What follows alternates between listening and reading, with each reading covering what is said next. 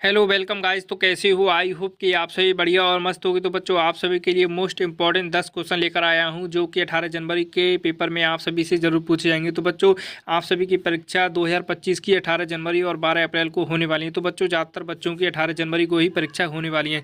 तो बच्चों आप सभी के लिए मोस्ट इंपॉर्टेंट क्वेश्चन लेकर आया हूँ जो कि आप सभी की परीक्षा में 100% ऐसे ही क्वेश्चन पूछे जाएंगे आप सभी से। आप इसलिए आप वीडियो के अंत तक जरूर बनेगा। तो बच्चों आप सभी के लिए कुछ पहला सवाल आप सभी के लिए ऐसा देखने के लिए मिलेगा पेपर में, और दोस्तों ऐसा ही क्वेश्चन दोस्तों मैं आप सभी के लिए करा रहा हूं। तो बच्चों पहला सवाल है आप सभी के लिए।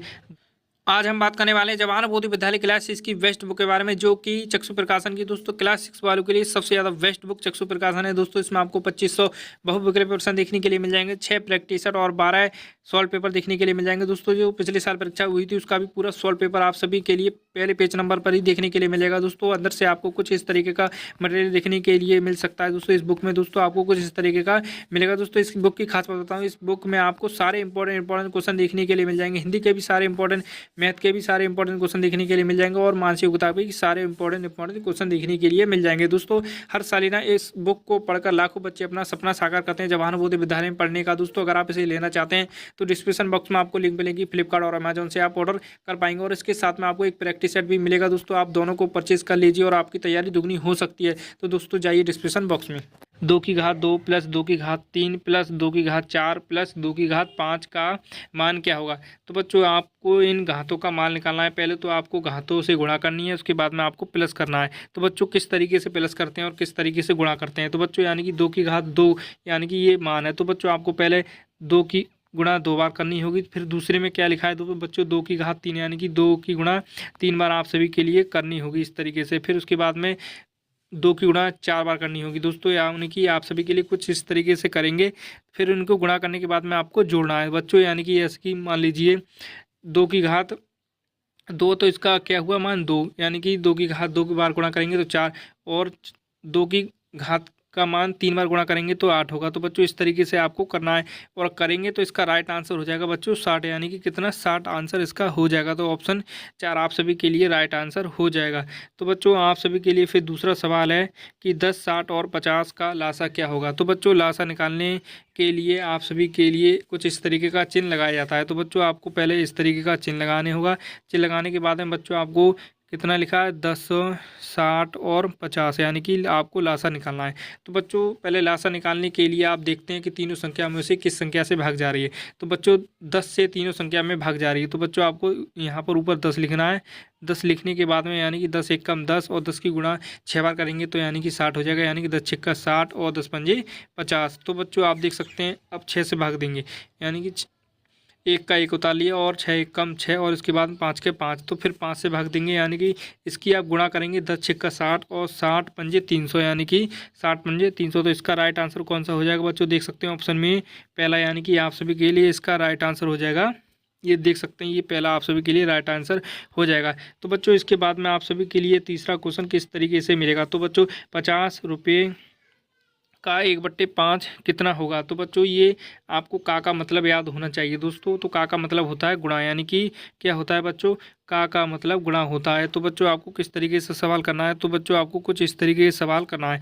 तो बच्चों पहले लिखेंगे 50, फिर का मतलब गुणा, फिर 1/5। तो बच्चों ये बहुत ही ज़्यादा सिंपल सवाल होते हैं। तो बच्चों आपको 5 एक कम 5, फिर 0 को 0, यानी कि 10 की गुणा 1 में करेंगे तो कितना आ जाएगा 10। तो इसका राइट आंसर हो जाएगा बच्चों 10, यानी कि ऑप्शन में देख लेते हैं 10 है कि नहीं। तो बच्चों इसका राइट आंसर कौन सा हो जाएगा? 10। तो देख सकते हैं ऑप्शन सी आप सभी के लिए इसका राइट आंसर हो जाएगा। तो दोस्तों देख सकते हैं इसका ऑप्शन सी राइट आंसर हो जाएगा। तो बच्चों इसके बाद में चौथा सवाल आप सभी के लिए इस तरीके का देखने के लिए मिलेगा। 3 पेन का मूल्य 21 रुपये है तो 7 रुपये में कितने पेन मिलेंगे? तो बच्चों ये सवाल बहुत ही ज़्यादा सरल है बच्चों, आपको देखने में बहुत कठिन लग रहा होगा पर ये सवाल बहुत ही सरल है। तो बच्चों आपको पहले एक पेन का मूल्य निकालना है। बच्चों 3 पेन का मूल्य 21 रुपये है तो बच्चों आपको 3 से भाग देनी होगी। तो बच्चों 21 को 7 से भाग देंगे तो कितने बच्चों? 7 से नहीं 3, यानी 3 पेन का मूल्य ही तो निकालना है। तो 3 से निकालेंगे, यानी कि 3 सत्ते 21। तो बच्चों एक पेन का मूल्य कितना हुआ? 7 रुपये।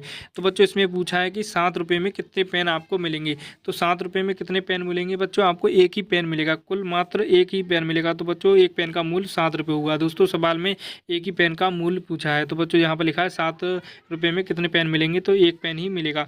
तो बच्चों इसके बाद में आप सभी के लिए 5वां क्वेश्चन इस तरीके का देखने के लिए मिलेगा, यानी कि 2 का 100% प्लस 200 का 1% का मान ज्ञात कर होगा, यानी कि क्या मान होगा। तो बच्चों आप सभी के लिए परसेंट निकालने के लिए बहुत ही ज़्यादा सिंपल सवाल होते हैं दोस्तों परसेंट के। तो बच्चों यानी कि 2 का, यानी का मतलब मैंने बताया था बच्चों गुणा होता है, यानी कि 2 गुणा 100, यानी कि 2 गुणा 100 बट्टे 100। तो बच्चों इस तरीके से फिर प्लस का चिन्ह लगाना है आपको, यानी कि 200 का 1%, यानी कि आपको फिर यहाँ पर लिखना है 200 का 1% और फिर बच्चे नीचे लगा देंगे परसेंट के 100। तो बच्चों 100 से 100 गए और इसके बाद में यहाँ पर 00 से 00 गए, यानी कि यहाँ की गुणा आप करेंगे 2 एक कम 2 और इसके बाद में यानी कि 2 ये बच्चे बच्चों 2 और 2 प्लस, यानी कि आप सभी का इसका राइट आंसर हो जाएगा 4, यानी कि क्या मिल जाएगा दोस्तों आप सभी के लिए इसका राइट आंसर 4। तो बच्चों ऑप्शन में देख लेते हैं कि 4 ऑप्शन है कि नहीं। तो दोस्तों देख सकते हैं ऑप्शन सी इसका राइट आंसर हो जाएगा। बच्चों मैंने करके बता दिया है कि आप सभी के लिए किस तरीके से सवाल करना है। फिर इसके बाद में आप सभी के लिए छठा क्वेश्चन देखने के लिए मिल जाएगा, यानी कि 40 के अभाज्य गुणनखंड कितने हैं। तो बच्चों अभाज्य गुणनखंड है, तो बच्चों 40 के अभाज्य गुणनखंड कुछ इस तरीके से निकालेंगे आप, यानी कि आपको लासा निकालना है। तो बच्चों यहाँ पर आप 40 लिखेंगे और इसके अभाज्य गुणनखंड यानी कि आपको 2 से भाग करनी है। 2 एक कम 2, 2 दूनी 4, यानी कि 20 बचे, यानी कि 2 से फिर भाग देंगे, 2 एक कम 2, 0 को 0 और फिर 2 से भाग देंगे, यानी कि 2 पंजे 10 और फिर 5 से भाग देंगे, यानी कि इसके अभाज्य गुणनखंड रही। तो इसका राइट आंसर दोस्तों कौन सा मिल जाएगा आपके लिए। इसका राइट आंसर मिल जाएगा पहला। दोस्तों देख सकते हैं यहाँ पर आप इसकी गुणा भी कर सकते हैं, यानी कि 2 दूनी 4, 4 दूनी 8, 8 पंजे 40, यानी कि इसका राइट आंसर हो जाएगा पहला। तो बच्चों इसके बाद में आप सभी के लिए कुछ इस तरीके का फिर सवाल देखने के लिए मिलेगा, प्रथम 5 सम संख्याओं का योगफल। बच्चों आपको प्रथम 5 सम संख्याओं का योगफल निकालना है। तो बच्चों किस तरीके से प्रथम 5 सम संख्या हो गई, पहली हो गई 2, इसके बाद में +4 +6 +8 और +10, इसका राइट आंसर। तो बच्चों आप इन्हें जोड़ेंगे, जोड़ने के बाद में आप सभी के लिए क्या मिलेगा बच्चों 30, यानी कि 30 इसका राइट आंसर मिल जाएगा। तो बच्चों ऑप्शन में देख लेते हैं 30 है कि नहीं। तो बच्चों देख सकते हैं ऑप्शन आप सभी के लिए बी इसका राइट आंसर हो जाएगा। तो बच्चों आप सभी के लिए मोस्ट इंपॉर्टेंट क्वेश्चन थे, तो बच्चों ऐसे ही पेपर में आप सभी के लिए पूछे जाते हैं। तो बच्चों अगर आप भी हमारे यूट्यूब चैनल पर पहली बार आए हो तो चैनल को सब्सक्राइब और वीडियो को लाइक ज़रूर कर देना है ऐसे ही वीडियो देखने के लिए।